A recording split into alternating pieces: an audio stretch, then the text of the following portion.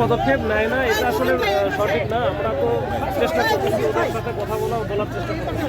এখন এটা তো যাদের সাথে আমরা ডিল করতেছি তাদের ব্যাকগ্রাউন্ড, তাদের হচ্ছে সব কিছু বিবেচনা করে আমাদের কাজ করতে হবে।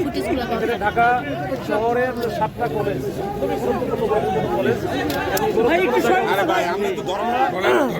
ভুল করি সেক্ষেত্রে দেখা যায় এখানে তো প্রায় 1.5-2 লাখ ছাত্র ছাত্রী আছে।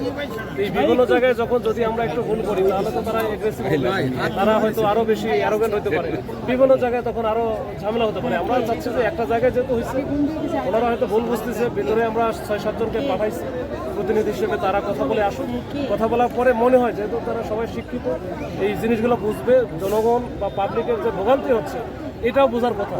ওই জন্য কিছুক্ষণ একটু দেখি, আমরা চেষ্টা করতেছি আমাদের অ্যাঙ্গেল থেকে।